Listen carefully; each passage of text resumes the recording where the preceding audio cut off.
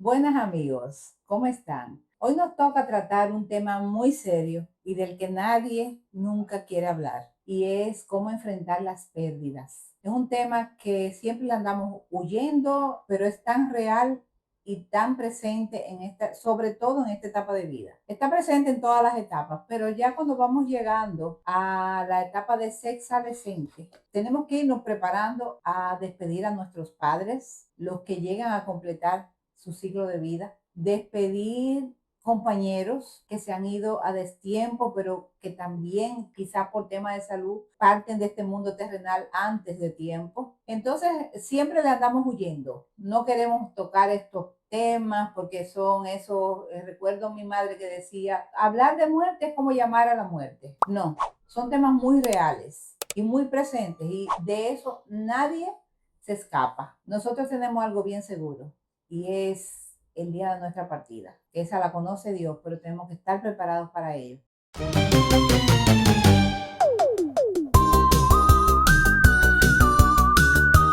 Bienvenidos a tu programa de variedades con planas y ganas, donde cada día estaremos tratando temas de interés para todos ustedes, los contemporáneos nuestros, en esta, nuestra segunda juventud. Para eso, hemos traído hoy a una persona que nos va a ayudar a entender un poco más este tema, porque es experta en tanatología y es Ana Valdés. Bienvenida, Ana. Hola, ¿cómo están? Sandra, Bien. Carlos, gracias. Hola. ¿Verdad? ¿Podrías definir lo que es tanatología? La tanatología es el área de la psicología que te permite acompañar a otros en procesos de pérdida. Ya. La precursora de esta tendencia psicológica fue Elizabeth Kubler-Ross. Elizabeth Kubler-Ross fue enfermera y en el Holocausto acompañó a aquellas personas que estaban en su lecho de muerte o en sus últimos momentos. Ella, con su expertise de enfermera, lo observaba cuáles eran esos signos que la persona iba perdiendo en ese proceso en el que va abandonando el cuerpo y elevando su alma. Ahí, el estar ahí con esas personas la hizo diseñar y percibir cuáles eran esas etapas de los últimos momentos. Entonces de ahí surgió la tanatología. La tanatología no solo se aplica ya de manera a nivel de lo que compone, no solo se aplica a las pérdidas de alguien de manera física o un ser querido. Se aplica también en los procesos de pérdida cuando tú emigras a otro país, porque pierdes tus culturas, tu esencia, tus cercanos. También cuando tú sales de un trabajo, en procesos que te acoges a un retiro, te jubilas, te liquidan, te sales de esa empresa porque te cancelan o tú tomas la decisión de renunciar. Ya. Hay un proceso de pérdida ahí. Y cuando hay roturas a nivel de pareja por procesos de viudez, divorcio, o en el caso de los jóvenes que terminan una relación. O sea, es como cuando una persona sufre un cambio drástico en su cotidianidad, en su vida, Perdiendo algo. perdiendo algo. Correcto. Exacto. Correcto. Para mí este es un término totalmente nuevo, porque antes decíamos simplemente está viviendo su duelo, pero realmente tú estás hablando de etapas, que la persona va pasando etapas. Claro. Y ya entonces necesita un acompañamiento, una asesoría. En ese sentido, lo que acaba de decir Sara, ¿cuáles son los desafíos que se le presentan a una gente en duelo? Lo primero es que hay gente que quiere manifestarle al otro que viva el duelo de tal o cual forma. Exacto. No hay formato para que el otro viva un duelo. Fíjate que hay personas que siguen con el recuerdo de ese ser querido por tiempos prolongados. Sí, sí. Ya ahí es bueno uno hacer conciencia, porque ¿qué pasa con el tema de los duelos? Y es de las cosas que cuando me certifiqué en el diplomado de tanatología, nos hacía mucho hincapié nuestros maestros. El tú conservar un espacio, por ejemplo, sucede mucho cuando fallecen niños en las casas. Entonces, Ese es un tema que no me gusta tocar, no me lo imagino. disponer de dejar la cuna, dejar las cosas, no se recomienda dejar espacios de esos ángeles. ¿Por qué? Porque ya el ángel no está. Entonces mucha gente no quieren mover el espacio, lo quieren dejar tal cual. Sí. E imagínense si hay hermanitos, vivir con algo que ya no existe. Un fantasma. Entonces, no es lo correcto. Entonces, las pérdidas hay que verlas como es. O sea, ya ese cuerpo físico no va a estar. Fíjense que cuando alguno de nosotros se nos muere alguien, los meses subsiguientes a esa pérdida, recordamos mucho su accionar en vida. Ay, que a papi le encantaba. En el caso de mi papá murió cuando yo tenía 11 años. Yo entré a estos temas de certificarme en tanatología porque no fue sino hasta que yo tuve casi 50 años que yo pude entender lo que fue el proceso de mi papá. Y no fue que viví en duelo desde esa edad, es que era una niña. Sí, y yo percibí ese proceso de pérdida de una manera. Pero ya cuando pude investigar, conocer, lo entendí de otra. ¿Por qué? Porque lo primero es, mi mamá no quiso que nosotros viéramos a mi papá en el ataúd. Ya. Yo fui a la funeraria, pero yo no entré adentro. Entonces, yo, por ejemplo, a mí nadie que me halague mandándome flores, porque yo detesto las flores. Ya. Porque para mí, el olor a flor es el olor que yo sentí cuando mi papá murió. Sí. Entonces, hay cosas que tú haces conexiones que te permiten tú, en ese momento como niña, es la forma de tú reaccionar a ese proceso. El Día de Madre yo tenía una amiga que decía, huele a muerto, huele a cementerio, porque ese día la gente va y le lleva flores. Claro. Y ya es algo que las flores tú las asocias a esa visita. Tú lo asocias si tuviste una pérdida y lo usaste, porque si no, no lo asocias. Exacto. Sí, entonces, por eso el proceso de las pérdidas, cuando ya tú lo entiendes, como que tienen que pasar, o sea, así como se nace, se muere. Sí. Y no es que cuando seamos viejos es que vamos a morir. Sí. Podemos morir desde que nacemos, pero no lo entendemos. Creemos que debe ser cumpliendo un ciclo de vida, como dije al principio. Y muchas madres, por ejemplo, y me cito, podemos decir, ay, yo no quisiera ver un hijo morir, pero no sabemos si eso puede pasar. No, entonces, no. Desde esa, es un tema que ese de verdad no me gusta tocarlo. Desde esa óptica de experiencia vivida, ¿cómo se podría tratar un niño que ha perdido o un hermano o un padre? Mira, en el caso de los niños, a los niños no se les puede hablar mentira. No se les puede decir que se fue de viaje. Hay mucha gente que los duelos de pérdidas con niños quieren tratarlos con no, que tu papá, tu tío se fue de viaje. Y no. Si el niño tiene más de 5 o 6 años, que tiene una conciencia, no se le lleva a vivir el proceso completo del velatorio, pero en algún momento el niño tiene que saber que ya la persona no va a volver. Exacto. O sea, hay que ser auténticos, manejados de acuerdo a la edad que el niño tenga, pero no se les puede hablar mentira de las pérdidas, porque es peor. Mira, a mí se me da un caso ahora que es una experiencia mía personal y muy reciente. Fallece una tía, el tío. O sea, mi tío tiene demencia senil. La intriga que teníamos entre todos era si se le decía o no se le decía, porque al final él no lo iba a recordar. Pero yo siempre fui partidaria de que sí se le diga, claro, porque si no lo que iba a pensar es, pero ahora que yo estoy enfermo, me abandonó claro, y se fue. Entonces, sí se le ha dicho y él está procesando su dolor. Claro. Él dice, ¿hace cuántos días fue que ella falleció? Y lo pregunta y lo está procesando, claro, pero sabe que no fue abandonado, claro, porque dentro de sus momentos de lucidez, él sabe que era una ley de vida que ya se consumó el tiempo. Claro, o sea, claro, además a un adulto, por más que tenga esos vacíos momentáneos, en sus momentos de lucidez, sí, va a decir, mi compañera de toda la vida ahora dónde está. Entonces, era lo que pasaba. Uno no puede, mira, con el tema de ese acompañamiento con los adultos mayores, a veces nosotros entendemos por sus mismos procesos que pasan, no, vuelven a ser niños, no se le diga, no. O sea, hay una conciencia inconsciente, sí, que hay que preservarla. Y entonces, en especial en niños y en ancianos, una vez ya se le pone en conocimiento de lo que sucedió. ¿Qué se recomienda seguir en los próximos días? Con el tema de un envejeciente, lo primero que hay que definir, y más si era una pareja que ellos eran equipo, cómo sigue el juego en lo adelante. ¿Quién va a asumir las responsabilidades de tutoría, si es una persona que ya tiene una condición de salud? ¿Quién asume esa tutoría dentro del núcleo familiar?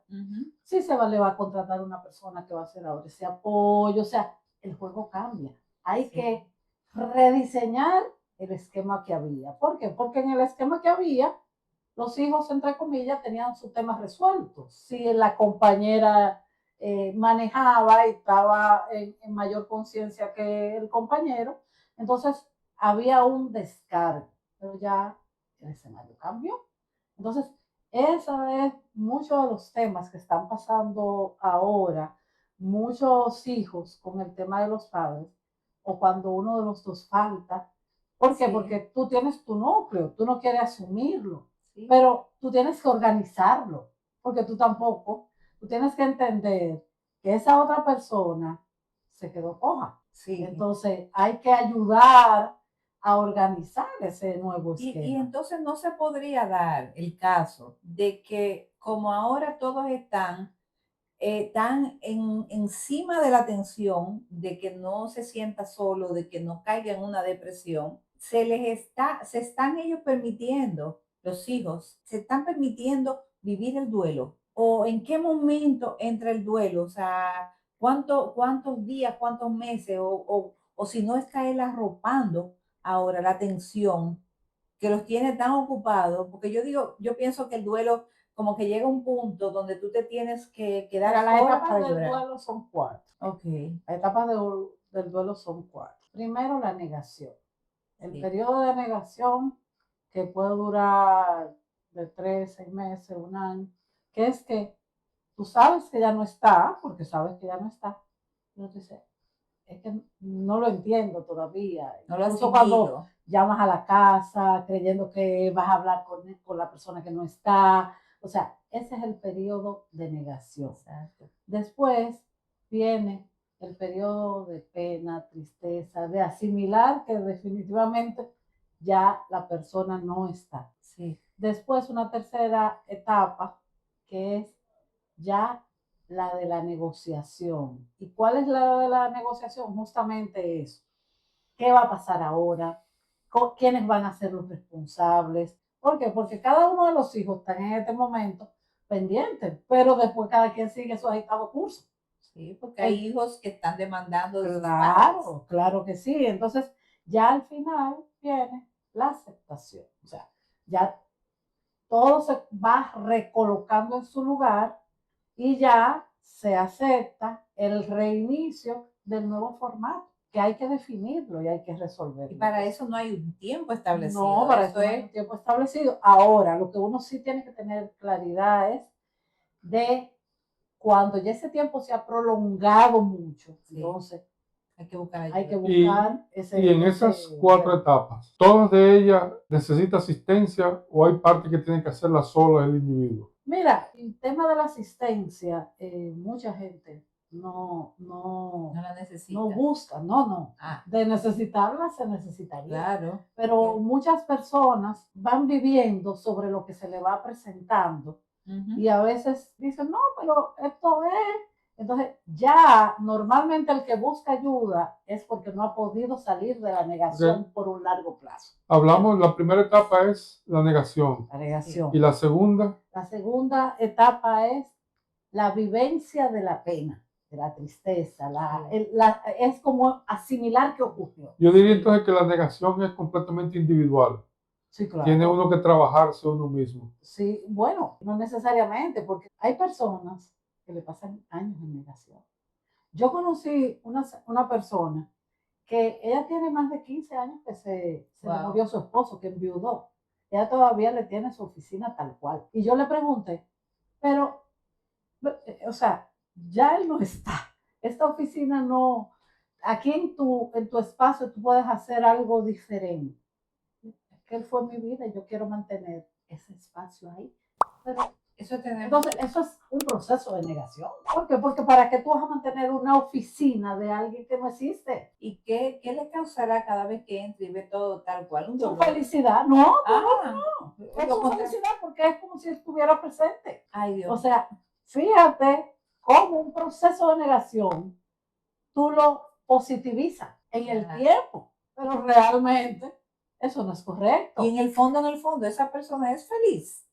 Porque al final sabe que supuestamente sí, ¿por qué? Porque fue una persona que entendió que su vida era su compañero. A lo mejor no se dio oportunidades para ella misma hacer otras cosas, entonces esa fue su decisión de vida. Sí. Porque a lo mejor no conoció otra opción de poder salir de ese proceso de negación. Sí, entonces, por eso no necesariamente es bueno o es malo, es su proceso y es como a ella le ha interesado continuar. O sea que eso no está escrito, eso no hay dos experiencias iguales. No. Y es recomendable entonces a una señora así que, digamos, se vería feo, pero es como una obsesión que tiene con esa situación. Una fijación. Recomendarle actividades. Lo curioso de esto es que la persona no lo ve como un problema. La persona ni siquiera siente que eso es algo que pudiera tener otro sentido. Pero ese tipo de vamos a llamarle fijación, conducta, tiene incidencia en su vida diaria. O reduce su productividad, No, porque ella no está en un proceso de depresión, ni ella está contando con que ese espacio, ella hace su vida, hace su compartir, pero entiende que la forma de darle vida a él es manteniendo esa oficina. Quizás su estabilidad es basada en eso. Pues eso es hasta positivo, yo diría que es positivo porque eso es lo que una persona que está contenta con su vida, con lo que ha sido su vida. Sí, correcto. Sí. Y le da un lugar a alguien que ya no está, que no existe, pero entiende que dentro de su espacio debe de permanecer. Pero entiende entonces que la preocupación de la tanatología no es un caso como ese. No, es un caso la tanatología es como con alguien que tiene problemas para readaptarse. No, ya en esos momentos de últimos momentos, ¿qué hacer? La tanatología, como nace, porque ya después es que adquiere los matices que ya, pero como nace es, en esos últimos momentos, ¿qué hacer? Cuando tenemos una persona en procesos de agonía, ¿qué tener que hacer los familiares? Por ejemplo, y les cuento, una amiga tenía a su mamá, la señora tenía más de, 2 años, ya enferma, en cama. Entonces, un día me llama, Ana, pero ya mamá no habla, nosotros le tratamos de dar sus proteínas, sus cosas, pero ella no quiere comer. ¿Te busca como amiga o como tanatóloga? No, como amiga, porque les confieso algo. Cuando yo me certifiqué como tanatología, lo hice para mi consumo personal. Y yo no ejerzo eso de manera lucrativa, porque para mí es como muy cuesta arriba yo estar acompañándote en un proceso tan especial de la vida de alguien, que es un proceso de pérdida, y yo decirte, me debe eso. O sea, no. Yo lo mío, eso es algo que las pocas herramientas que he podido aprender, las aporto desde lo que tengo que dar al universo. Doy fe porque te conozco y por eso te invitamos aquí a que nos ayude a entender un poco esto, de que tú eres muy solidaria cuando conoces personas con proceso. Pues contándole un poco de esa historia de esa amiga, ella me dice, mamá a veces entra en esos procesos de desesperación, que ella ya sabe que se va a morir, que se quiere morir, no sé cuánto. Pero entonces, ya un último mes, ni habló. Se quedó ahí. Sí sabían que respiraba, que... Entonces, ella me decía, ¿ahora qué hacer? Digo, simplemente, cuando estén con ella, comiencen a agradecer, comiencen a recordar los momentos que ustedes fueron niños, que tuvieron con ella, las cosas buenas que hicieron juntos. Agradecer a Dios o a la señora que está. Agradecerle a ella. A ella, ok. Es como pasar revista de todos esos buenos momentos compartidos. Entonces ella me dijo, pues yo voy a ver si se lo digo a mis hermanos también. Y para ella eso fue un ejercicio maravilloso. Aunque la mamá no la escuchaba, no veía. O creemos que no, porque no sabemos lo que pasa claro que en el subconsciente. Pero ellos se sintieron todos muy aliviados de poderle sentir. Sí. Y es muy importante la parte emocional, o sea, poder estar con tu ser querido, expresarle. Por eso también se recomienda, vete tranquilo, vete en paz, nosotros vamos a seguir en paz. O sea, porque a veces cuando hay una codependencia económica, cuando hay, entonces uno no quiere y ellos entienden que también su falta va a ser importante, entonces hay que darle esa soltura. Eso no es fácil. O sea, cuando te dicen despídete, o sea, despídete para que se vaya tranquilo. Exacto, oye, yo con mi padre traté muchas veces y yo me sentaba y entonces me brotaban las lágrimas y yo decía no podía y me iba porque no quería que me viera llorando, pero nunca pude. Y en esos casos, la oración, la espiritualidad ayuda. Básico. O sea, que sí. En lo que tú creas, eso es lo que te da fuerza para que el otro viva su proceso de desprenderse del mundo y que tú lo aceptes desde ese momento. O sea, la parte del contacto con Dios desde donde tú profesas y desde donde tú crees es lo que le da a uno la fortaleza para vivir el proceso definitivo. Definitivo, que uno solo, sin creer, es más duro y es más difícil. ¿La tanatología es una disciplina, una profesión o es una práctica? Es un área de la psicología. De la psicología. Sí, de la psicología. Igual que la logoterapia, que el precursor fue Viktor Frankl, que es para encontrar sentido y propósito de vida.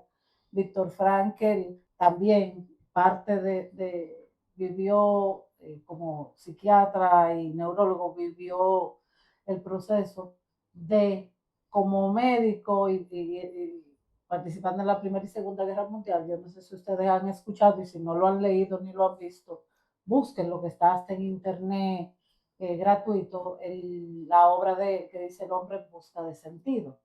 Y es una obra muy buena porque Viktor Frankl lo perdió todo. Perdió su esposa, perdió su vida, su esencia.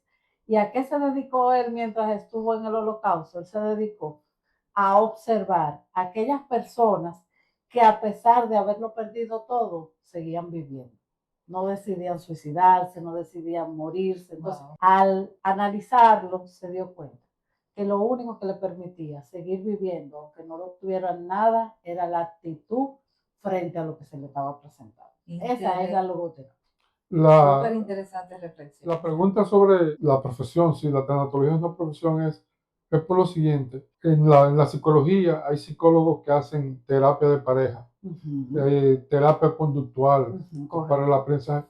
¿Hay ese servicio instituido para atender el duelo? Lo que pasa es que aquí hay muy pocas personas que trabajan en el tema de pérdidas. Está ¿con qué doña Rosa María Brea, digamos que es de las principales precursoras del tema. Hay otras personas que si le llega un tema de duelo, ahora con el Jet Set, eso se magnificó al haber tanta gente en estos procesos. Hay muchas psicólogas clínicas que atienden los procesos de duelo, pero tanatólogos como tal, aquí hay pocas personas que tienen una profesión incipiente, esa formación de certificación, porque es una parte de la psicología. Bueno, si bien es cierto que el duelo se vive en cada etapa de la vida, joven, ahí no hay una edad para saber lo que es vivir un duelo. Y tú hablaste al principio de que también una pérdida de un trabajo, una pérdida de una pareja, estamos expuestos a todo tipo de pérdida a lo largo de nuestras vidas. Claro. Tenemos que tener siempre la base de cómo manejarlo, cómo enfrentarlo, qué actitud tomar. Y por eso que de verdad me encuentro raro que no se le dé más importancia a esta rama de la psicología, como tú bien dices, porque de verdad necesitamos acompañamiento a todo lo largo. Y más nosotros Lo que ahora pasa es que el ser humano teme hablar de sus cosas. de las cosas que pierde. Sí. O sea, que es un tema como muy neurálgico que tiene que ser el tú haber sido chocado fuerte con pérdidas, Sí. que por haber vivido lo que viviste, busques otras No, respuestas. y que la gente también toma la actitud, bueno, yo perdí, tengo que estar triste, eso se me va a pasar, No, y soporta o mucho. simplemente es mejor huir de la realidad dolorosa. Claro. Pero así dura más el dolor. Yo pienso Fíjate que que personas que se divorcian, ajá, cuando alguien se divorcia, un proceso de divorcio, ¿qué cosas se dan en los procesos de divorcio? Yo experimenté 2 procesos de divorcio, los 2 muy diferentes uno del otro, pero cuando yo me divorcié del papá de mis hijos, en esos procesos de pérdida, tú entiendes, tú delegas tu responsabilidad, tú todo quieres que lo manejen tus hijos con el otro coño. O sea, cosas tan elementales como la comunicación básica de los temas comunes de ellos. Llama tú a tu papá. O sea, uno comienza a delegar en los hijos cosas que las tenemos que hacer los adultos. Y eso es parte de esos procesos de pérdida. Entonces, los procesos, esos divorcios y esas separaciones, yo siempre le dije a mis hijos y traté de que en todo momento la figura de su papá siempre se perdurara en el tiempo. ¿Por qué? Y es lo que yo aconsejo a personas que se acercan donde mí a buscar algún tipo de acompañamiento. Mira, acuérdate que hoy esa persona te pudo haber hecho lo indecible. Pero esa persona, tú lo vas a tener cuando tu hija se case, lo vas a tener cuando tu hija se gradúe. Entonces, que tú y esa persona no tuvieran un proyecto, no terminaran un proyecto en común, no significa que no sea una persona que ustedes puedan manejar una relación mínima para esos procesos que vienen, porque vienen. Entonces, una infidelidad, un proceso de la índole que sea, hay que manejarla para el bienestar de las cosas que van a tener que vivir en común para toda la vida. Porque lo van a tener que hacer. Es que es un proyecto de vida. O sea, claro, ser excónyuges y padres de hijos en común. Es que esto, hay situaciones en las que uno tiene que cruzar palabras. Por supuesto. Y hacer aceptación. Claro que sí. O sea, es un proyecto. Claro que sí. Muy aleccionadora la conversación. Entonces, tienes una pregunta, tengo otra, yo le voy a sacar el jugo a Ana. Sí. Mira, hablamos ya de la pérdida por muerte, de la pérdida de una pareja, y estaba la otra que tú hablaste al principio, que es la pérdida de un trabajo. Cuando llega este momento en tu vida, ¿qué pasa? Que tengo personas que me han preguntado, que me comentaron a raíz de abrir nuestro episodio, nuestro canal, que le encontraron muy interesante porque tiene padres y tíos que cuando dejaron de trabajar ya se sintieron que se les acabó la vida, que dejaron de ser útiles a la sociedad, que ya no hay más nada que hacer que ahora sentarse en su casa a ver televisión. ¿Qué tú opinas de eso? Normalmente los procesos de retiro laboral han sido muy mal manejados. ¿Por qué? Porque se ha acostumbrado a que tú tienes una empresa 30, 35, 40 años y cuando ya tú no le sirves, entonces te sacan. O sea, no es, ya tú tienes el tiempo acumulado, llegó el momento de tú comenzar a hacer cosas diferentes que te permitan vivir, salir de un horario. El retiro no lo venden así, lo venden como ya tú en lo adelante no me vas a servir como yo entendía que me pudiera servir y ya es bueno que te vayas a tu casa. Graso error. Entonces, ¿qué pasa? Que tú te encuentras, excepto con retirados de algunas empresas que se han tomado la molestia de hasta tener un plan de acompañamiento a esos retirados para que no sientan eso, sino que se sientan siempre parte de esa entidad. La gran mayoría es Sí. Ya, no hay vinculación. Sí, sí, Y sí. la no vinculación es la que hace que tengamos un grupo de personas de más de 60 años, En depresión, profesionales, súper buenos, que exitosos en su... entienden que ya no sirven. Es Y lo que es es obvio, exactamente. porque ellos no invirtieron tiempo y ahora en lo adelante, cómo yo me voy a recrear. Y no es recrear de divertirse, a recrearme. Exacto. ¿Qué voy a hacer yo, ya que no tengo que ir a las 8 de la mañana hasta las 5 de la tarde a un lugar? Ahora, ¿qué voy a hacer? Que mis nietos, yo estoy haciendo ahora mismo una maestría en comunicación corporativa con Excelente. 60 años. Excelente. Entonces, que tengo debilidades a nivel tecnológico, a nivel de... Claro. Pero me soporto en las chicas nuevas, pero ellas tienen debilidades. ¿En qué? A nivel de la experiencia, del planteamiento. Entonces, hacemos una fusión súper interesante Sí, sí. en eso. Entonces, es eso. Y a raíz de ahí, la nueva longevidad, o sea, una persona de 60 años era una de 39 de la jornada pasada. Exactamente. Entonces, ¿qué queda? Nos quedan 30 o 40 años que tenemos que vivirlo con calidad, con calidez y de una forma diferente. Me encanta. Ahora, no podemos quedarnos en la casa esperando que la muerte nos llegue.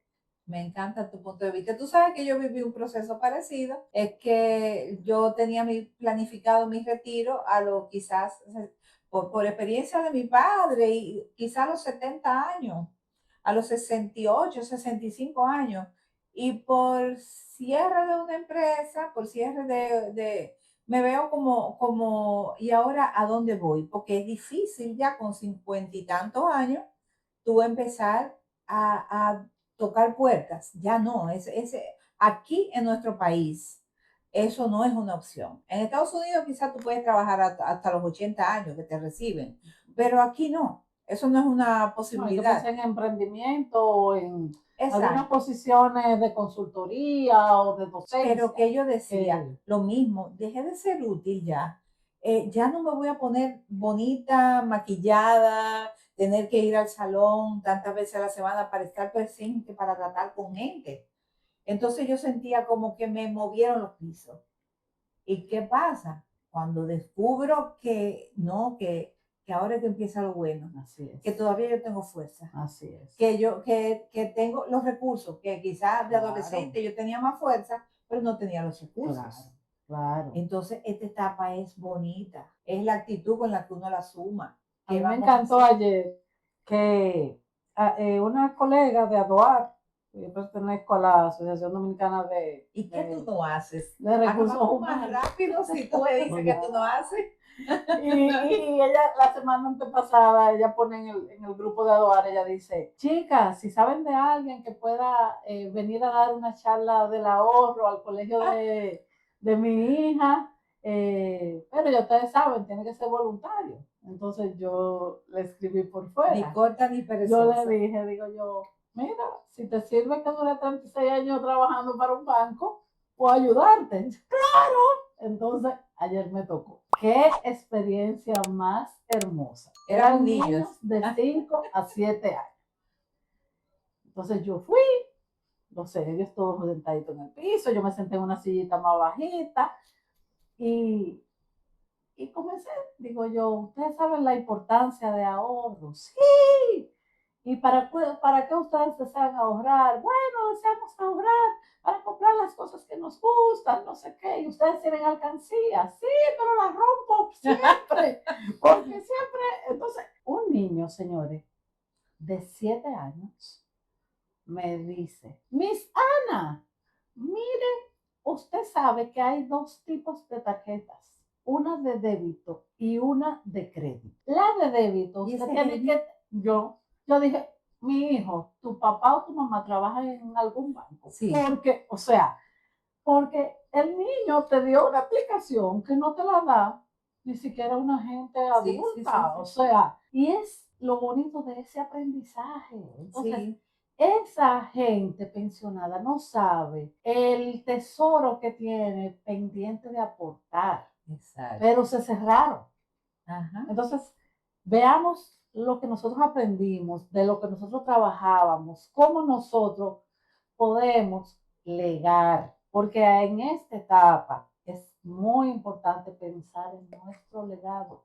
Exacto. ¿Qué nosotros vamos a dejarle al mundo? ¿Qué es eso que yo voy a legarle al mundo? Bueno, yo creo que todo pensionado le ha dejado ya un legado y ya nos toca entonces descansar y divertirnos y hacer algo de eso que no nos daba tiempo nunca hacer porque vivíamos ocupados, criando, trabajando para poder pagar. Sí, pero llega un momento también que no es solo la parte de diversión, es que hay que combinar Ya. el divertirte con hacer eso que tú puedas aportar para otros. Por eso es que en esta etapa también funciona muy bien los voluntariados, a donde hay un tema que tú te sientes identificada, el tema de jóvenes, el tema de envejecientes, el tema de niños. Entonces, porque tú no coges 2 días o 3 días y lo dedicas a esa causa. Es muy buena eso, idea. es eso. Y sentirte útil. Claro, que sigues aportando. Claro, hay gente que tiene dinero, que tiene recursos, pero ¿y yo ahora qué hago? Hay miles de cosas que hacer. Bueno, yo sé de ti que tú te has reinventado muchísimo. Lo que ha habido aquí es una charla, una charla tanatológica para los que perdieron la oral por retiro. No, en todo sentido, pérdida por muerte, pérdida por perder un compañero. Te oí decir ahora mismo, ¿qué es lo que tú no has hecho, Ana? Ajá. Por ahí debimos comenzar la entrevista. Ana, ¿qué es lo que tú has hecho? ¿Cuál es tu historia profesional? Bueno, yo comencé como pasante con 16 años Ay, trabajando en el Banco de Cambio Popular. Ese era el área de estafetas. Ahí, como era pasante, duré 4 meses, que fue en el verano. Salí y ya de manera formal me incorporé a trabajar en la Universal de Seguros. Yo entré, mi primer trabajo fue en el sector asegurador, con muy buenos recuerdos, pero era un área muy técnica, que después que tú te sabes lo que se hace ahí, ya tú sabes que vas a hacer eso toda una vida. Sí, entonces ya llegó un momento que yo... Técnica y rutinaria. Exacto. Yo dije, no, yo no puedo. Tú eres antirrutina. Sí, yo dije, no, yo... Entonces ahí pedí mi traslado, entonces ya pasé al área de gestión humana de uno de los principales grupos financieros de aquí del país. Y ahí trabajé por 7 años. Entonces en ese momento ese grupo adquirió medios de comunicación, entonces pasé al área de medios de comunicación, que te confieso que fue mi mejor experiencia laboral de toda mi vida, el tiempo que duré en los medios de comunicación. Porque la gente que trabaja en medios de comunicación es una gente tan auténtica, tan libre, no hay 2 días tan iguales. sacrificada. Porque allá no importaba que hoy era 24 de diciembre y yo tuviera que trabajar. Ellos estaban ahí muertos de la risa, como que no era 24, o sea, es que una experiencia que apasiona. Sí, fue una experiencia, trabajar en medio de comunicación para mí fue una experiencia espectacular. Después, por una coyuntura, caí en una oficina del Estado, trabajando con personas de muy alto nivel, también una experiencia diferente. Y después regresé a lo que fue la parte social de otra entidad financiera, fue la parte de fundación, de trabajar ya con los proyectos sociales. Y ahí dije, se acabó, ahora ya llegó mi momento. Y ahí me acogí al reto. ¿Y después de retirada qué has hecho? Vivitos y rototeando. Y que yo sé que por personas que se han acercado a nosotros, tienen deseo de integrarse a grupos como ese que tú vas a presentarnos en Vivitos y Rututeando. Adelante, con los brazos abiertos. Pero también sé que escribiste un libro. Ay, sí. Es que yo digo, podemos terminar más rápido esto si le preguntamos qué ella no ha hecho. Porque si nos vamos con lo que ella ha hecho, aquí amanecemos. Es que siempre, ustedes no han escuchado eso, que siempre se dice que para uno ser pleno, en el caso de las mujeres, hay que sembrar un árbol, haber tenido un hijo y escribir un libro. Yo he sembrado muchísimos árboles, porque dentro de mi trabajo me tocó reforestar en San José de las A mí me Matas, falta escribir en el muchísimas libro. ocasiones. Tengo dos hermosos tesoros que por lo que uno cada día se levanta y dice, qué bueno que ha valido la pena el camino recorrido con hijos así. Y el tercero, escribir un libro. Yo dije, wow, ¿y de qué yo puedo escribir un libro? Justamente, como dicen ustedes, que yo no he hecho. Yo escribí un libro de accionando para una vida plena, porque al final, y que no es cualquier libro. O sea, es una guía interactiva que sirve al otro también para poder plantear sus accionares, porque al final, si tú te quedas nada más en yo quiero, yo aspiro, yo sueño y no accionas, te queda en el aspiracional. Entonces, lo importante es accionar. Bueno, pues una vida muy plena. Y es como tú dices, no solamente escribiste un libro por tu satisfacción, sino también el título del libro es una ayuda. Es esa ayuda que tú dices, de sentirte útil, de sentir que estás aportando algo. Bueno, mis amigos, este ha sido un episodio súper emocionante y animador. Sí, motivador. Y fíjate que era de pérdida que estábamos hablando, pero fíjate cómo las pérdidas, cuando tú las comprendes, te distienden. Sí, hemos visto cómo llenar los espacios que dejan las pérdidas. Así es. Y a ustedes, amigos, esperamos encontrarnos de nuevo en un nuevo episodio con la tanatóloga Ana Valdés para seguir conociendo el tema, que es muy importante para uno cuando va avanzando en la vida, que va dejando cosas atrás y para reponer y compensar esas pérdidas. Pues suscríbanse, denle like y compartan, porque de verdad contenidos como este para nuestra generación son muy interesantes. Y si le dan a la campanita se enterarán del próximo episodio. Hasta la próxima. Gracias, Ana.